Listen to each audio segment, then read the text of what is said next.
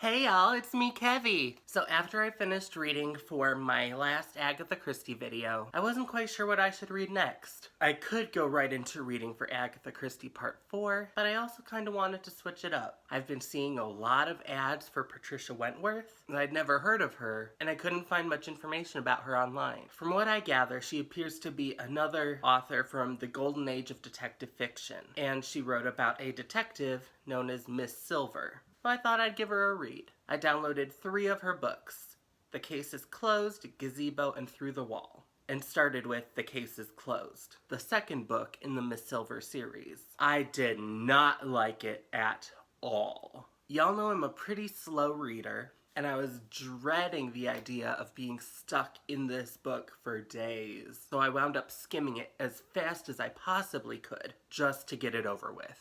The Case is Closed is about a woman named Hillary who lives with her cousin Marion after Marion's husband Jeff got convicted for murder last year. One day while Hillary was on the train, the woman who gave evidence against Jeff that got him convicted approaches her, and her behavior is quite frantic. This causes Hillary to become suspicious of the evidence that Mrs. Mercer gave, and she begins to investigate the case herself. I think the point where I got completely turned off of this book was in chapter 5. As Hillary is reading a transcript of the inquest, Jeff's cousin Bertie gives evidence that is really painful to read. He ends every single sentence by saying, "Don't you know?" I get a character having a quirk, but literally 5 or more times on every page of this lengthy testimony, just over and over and over, "Don't you know, don't you know, don't you know?" Oh, it was obnoxious.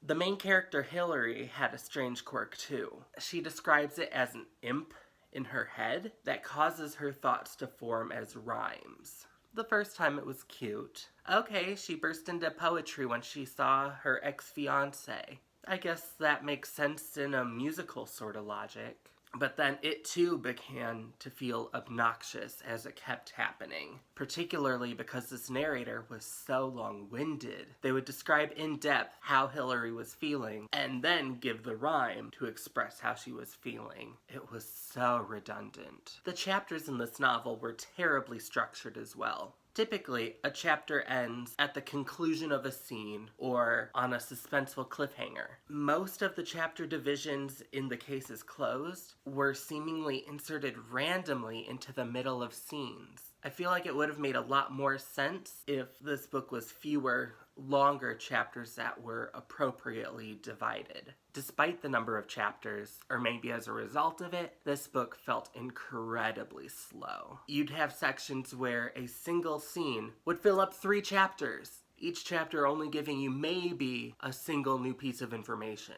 This book could easily have been 100 or more pages shorter. Maybe then it would have been more enjoyable to read. My favorite part of The Case is Closed was Miss Silver. Miss Silver has a lot of similarities with Agatha Christie's Miss Marple. Both of them are elderly, gray-haired spinster women who love to knit and solve crimes. The main difference was that while Marple never claims to be a detective, just an old lady with a solid understanding of human nature, Miss Silver does it professionally. She borrowed a page from Poirot, telling Hillary's ex-fiancé Henry that most people come to her wanting their suspicions confirmed, but her intention is always to find the truth, whether or not that is what they want to hear.